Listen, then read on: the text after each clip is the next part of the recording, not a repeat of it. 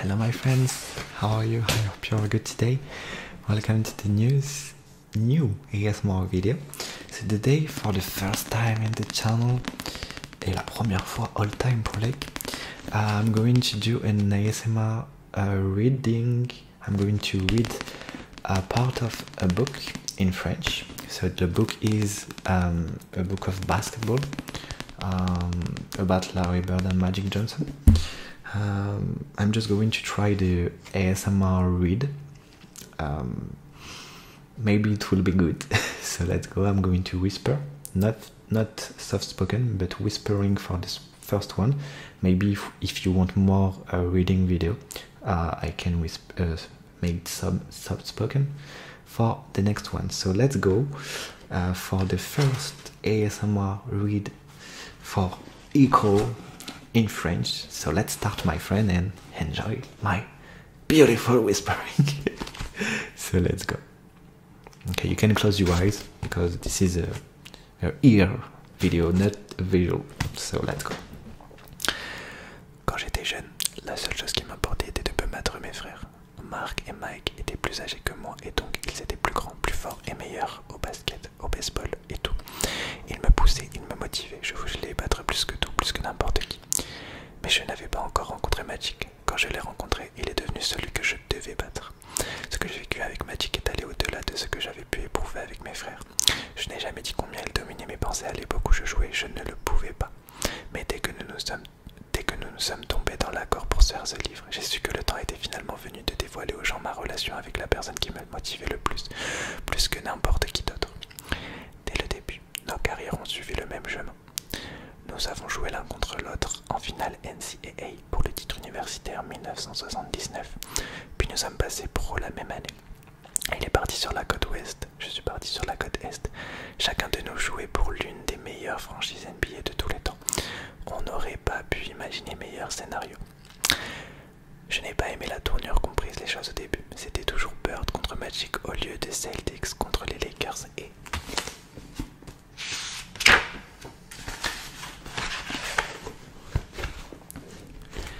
pour moi, ce n'était pas correct. On ne défendait pas l'un sur l'autre. J'avais un très grand respect pour Magic, plus que pour tout autre joueur contre qui j'ai joué. Dès la première fois où je l'ai vu, j'ai su qu'il avait la même approche de jeu que moi, l'esprit de compétition, ce qu'on avait tous les deux en commun. C'est ce qui nous motivait. Mes coéquipiers tiraient tout le temps à boulet rouge sur Magic. Ils se moquaient de son sourire, de son attitude showtime, mais quand on leur demandait ce qu'ils pensaient de lui en toute honnêteté, ils reconnaissaient eux aussi. C'est le meilleur. Je n'ai pas passé mon temps à me comparer à lui. On était des joueurs complètement différents, avec quelques similitudes. On adorait tous les deux passer la balle et impliquer nos coéquipiers. Aucun de nous deux ne se préoccupait de marquer 50 points, même si on aurait pu le faire à chaque fois qu'on le voulait, quand on était à notre meilleur niveau. Alors pour les Frenchies qui comprennent, c'est Larry Bird qui est en train de parler. C'est son introduction. Je visionnais des actions de Magic après les matchs et je me disais, comment a-t-il fait ça? Je n'ai jamais vu quelqu'un contrôler le rythme du jeu comme il le faisait. Il y a des fois où on jouait les Lakers où j'étais le seul gars à faire face à leur contre-attaque à 3 contre 1. Même si je n'étais pas assez rapide, j'arrivais à lire le jeu de meneur dans des situations et je devinais quel côté il allait jouer. Pas avec Magic. Je n'avais jamais la moindre idée de ce qu'il allait faire de la balle. On ne s'aimait pas tant que ça, c'était trop dur. On essayait de se battre l'un contre l'autre, saison après saison, et les gens nous comparaient tout le temps. Je voulais ce qu'il avait, donc je ne voulais pas le connaître personnellement parce que je savais que j'allais probablement l'apprécier et perdre de ma combativité. Les gens pensent que tout a commencé avec le championnat NCAA en 1979. C'est inexact.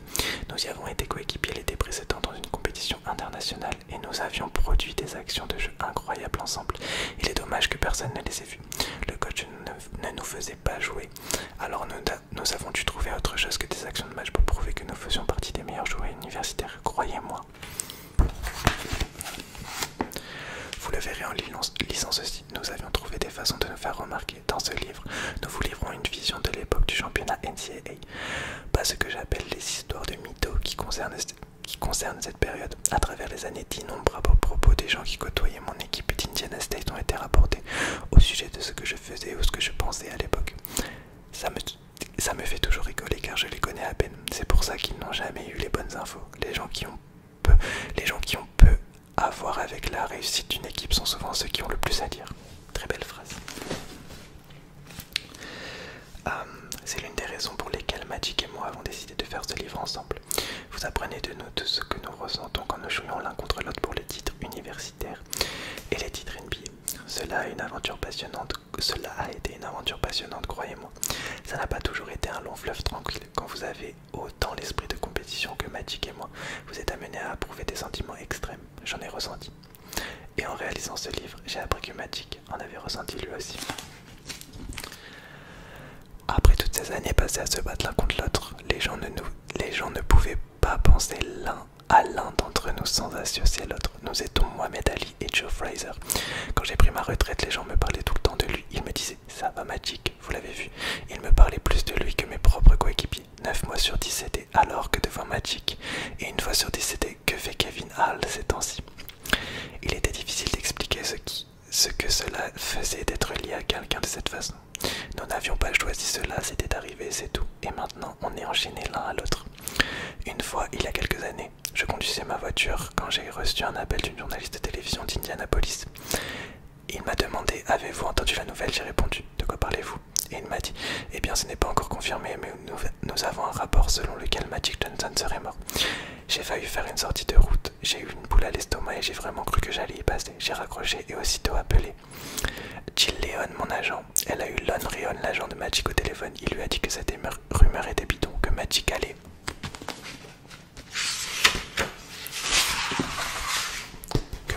très bien. J'ai rappelé ce gars de la télé et lui ai dit « Ne me refais plus jamais ça ».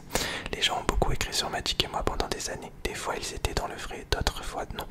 Voici notre histoire, que nous l'avons vécue. Quand les Celtics et les Lakers se sont rencontrés en finale NBA en 2008, ça m'a rappelé beaucoup de souvenirs. Les affrontements contre Magic et les Lakers ont été les plus grands moments de ma vie. Ils focalisaient toute mon attention, rien n'était plus présent que de battre LA. On s'est battu comme des chiens pour la même chose pendant 12 ans et malgré ça, le respect était toujours présent jusqu'à la fin de nos jours. Nous serons liés l'un à l'autre. Ça m'a contrarié au début, plus maintenant. Larry Bird, Indianapolis, mars 2018. Pour les Frenchies, on va passer à l'introduction de Magic Johnson. Donc ça c'était l'introduction au livre de Larry Bird. Et on va passer à l'intro de Magic. Mon coach de lycée, George Fox, me disait de ne jamais tenir mon talent pour définitivement acquis. Tu es spécial, Irving, mais ne t'arrête jamais de travailler dur. Souviens-toi, il y a quelque chose ici-bas qui est tout aussi talentueux que toi. Et il travaille tout aussi dur, peut-être plus dur que toi, me disait Fox. Quand coach Fox me disait ça, je hochais la tête, mais en même temps je pensais j'aimerais rencontrer ce gars parce que je ne l'ai jamais vu. Honnêtement, je n'étais pas sûr qu'un tel gars existe. Ça a changé en 1978, le jour où je suis entré dans la salle de Lexington au Kentucky, où j'ai rencontré Larry Bird pour la première fois. J'ai su qu'il était le gars dont coach Fox m'avait parlé. Larry était un drôle d'oiseau, il ne parlait pas beaucoup, il gardait tout pour lui, mais oh mon Dieu, il savait jouer. Je n'avais jamais vu un joueur de sa taille passer la balle comme il le faisait. D'entrée de jeu, il a eu une alchimie entre nous. On évoluait dans la seconde équipe avec un groupe d'All-Stars universitaires et nous avons tout simplement fait douter les titulaires. Je savais que j'allais le revoir et c'est ce qui s'est produit partout. Quand je suis arrivé en NBA, aux Lakers, j'ai visionné autant de matchs des Celtics que j'ai pu suivre ce qu'ils faisaient. Il est devenu mon repère d'évaluation la première fois qu'on s'est affronté